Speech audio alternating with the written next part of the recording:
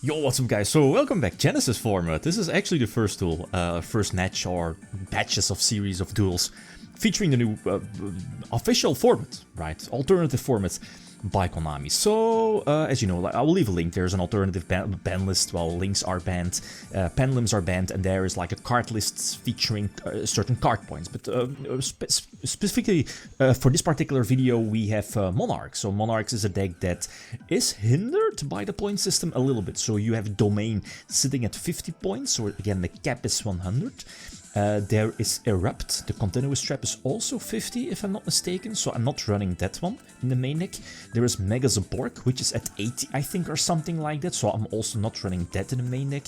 And then there is Graceful Charity, we're playing that one over Pot of Greed because of the discards, right? That could help us out really at least a lot. So that's 40 points. And that's basically it. So Domain and Graceful Charity, both of them are the points cards in the main deck. And for the rest, everything is free. So no Erupt, because again, Erupt is another pay card. At least there's a cost for Erupt. No hand traps. As you saw, like Upstart is for now there. It depends, right? If people are on Droll, Droll is a card that currently costs, I think it's 7 points. So it's definitely up there as a probably to go to hand trap for a lot of decks. So if that is the case, you can cut the Upstarts for something different. So 2 Storm 4, 2 Soul Exchange, the new one. Which, you know, breaks boards on its own, just in case if you're going second, that is. And I'm a fan of not main-decking any hand traps, but at the same time probably not main-decking Graceful Charity, and I'm looking at evenly matched. Evenly matched is only 10 points, if I'm not mistaken. So let's see. The one of Domain is fine. I would run it in the TCG as well. One Domain is fine. And finally, Graceful Charity, discarding Idea. I think this is actually the first time we're doing this. Okay. The problem I was going second, and as I've missed, I didn't miss it, but I just didn't mention it in my previous video. Is Vanquish Soul is a deck that's I was about to say not hindered by this new format. It actually is, you know, no links, no extra monster zone, so no links. So it loses the what is it, the Vanisher, the link one. But outside of that, it's pretty much at full power. Because the K9 engine, you don't need to run the K9 engine at full power. What is it? The Exceed is at 20 points. The Izuna is also 20.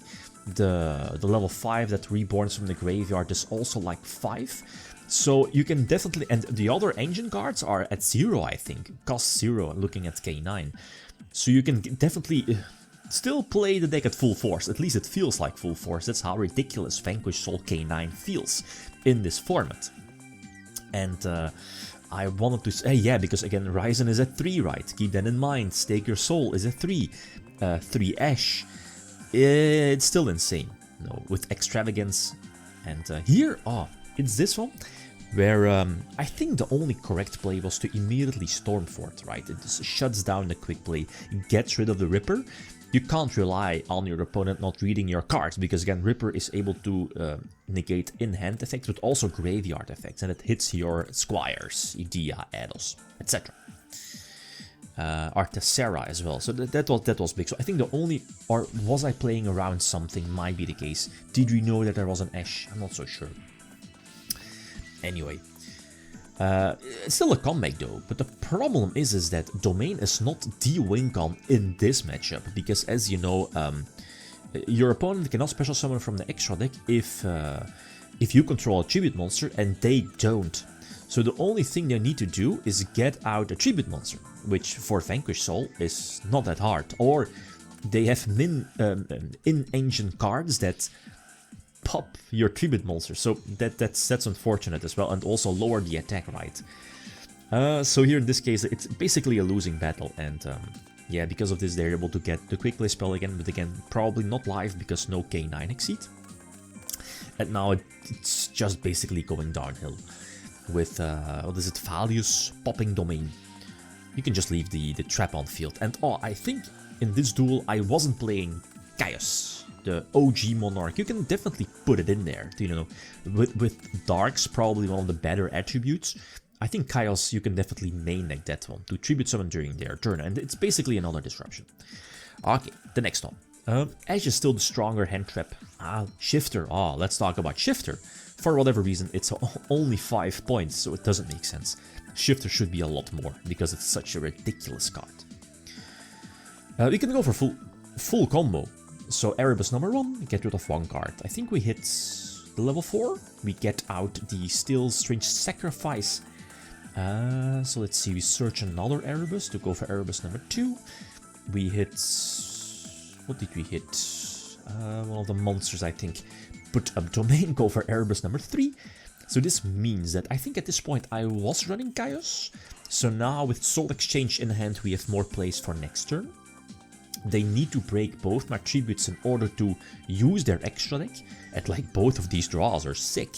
The question now is that do they have enough to break the board? There is still 1 tribute on field, they don't. So Domain is still intact and there is no Dark on their field, so we cannot go for Chaos Search, special tribute summon during their turn. But this should be more than enough, right? We can, again, thanks to the Squire package, I could have even used Soul Exchange, right? To tribute both their monsters for Erebus. But I needed the space. So really nifty. And we can search with Addles, bounce the faves down. I missed it. Was it one of the Vanquish Soul traps? Probably. Anyway, so going second again. And going second, this hand is quite okayish. Double Aether, not really the best. But Stormfort, Rebellion, those are the plays. We can Stormfort commit into a board. The problem, that's the big problem, is we don't have a 1-card tribute, or a 1 tribute monster. Like, in my regular build, I would have had Vanity's Fiend or Majesty's Fiend, but all of them require 100 points. So that means that you're not able to run Domain if you want to main deck the Vanity's Fiend or the Majesty's Fiend. So that hurts, but it kind of makes sense. So here, almost the same play, because now we don't, at least we know that there's not the quick play spell set. So now you're not forced to immediately activate Storm, which I should have, something I should have done in the second game before.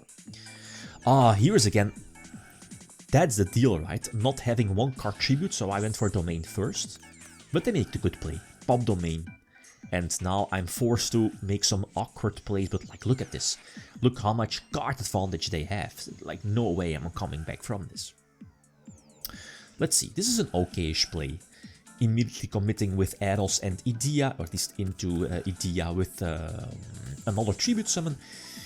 Let's see, are we able to get the 3rd tribute summon? We should. So this is tribute summon number 2 with Aether getting the Pantheism in graveyard. This will search Tenacity probably, and the Tenacity will search Domain.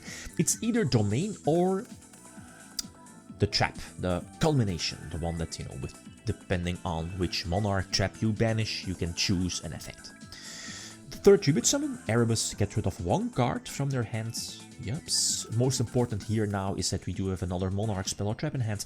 We do have Aether as a potential tribute summon during their turn to dodge like a raisin, right? But the Staker Soul is definitely helpful for them because this gets them a raisin, a destruction, a pop, and another search. Insane card. Plus a potential monster to be tribute summoned, right? Here in this case, the Dark has been entered, has been summoned to the field, so now we can go for Chaos. But I probably should have waited, because did we know that they had the Kurikara? I think so. I mean, would it have mattered? I don't know. I think we wanted the values from being, at least, yeah, we wanted to destroy their big boss, right? But now, yeah, sacrifice, I guess, is that they still have the field spell, so that's a bummer, but the Kurikara actually helping them out. So in main phase 2, we again get Domain Life, that shuts them down or prevents them from using their extra deck. So let's see, what can they do? They used Extravagance in this turn, so they cannot draw, they can Reborn an Erebus. But, I mean, this is fine, though. Imagine a Soul Exchange draw. I mean, we were able to search Stormfort, so I think we should be able to break the board and maybe even go for game. Like that nifty Ash, that's a nice top deck. So immediately put up the Tribute, Chain Block, for whatever it's worth. Target the back row. I mean, you should chain before if you want. You could put up Ryzen, but again, you can't use Ryzen in the same turn, right? At least with the effect. So here in this case, easy scoop phase because, again, Rebellion into more Tributes. So really nifty format, but there's definitely more to be tested out, right? Like more decks, let me know what do you want to see for the format. But Vanquish Soul definitely feels really strong, and Shifter is a card that should get more points. That's my opinion. Okay, guys, that's it. Thanks for watching. Feel free to leave a corner like if you enjoyed the video. Signing out. Peace.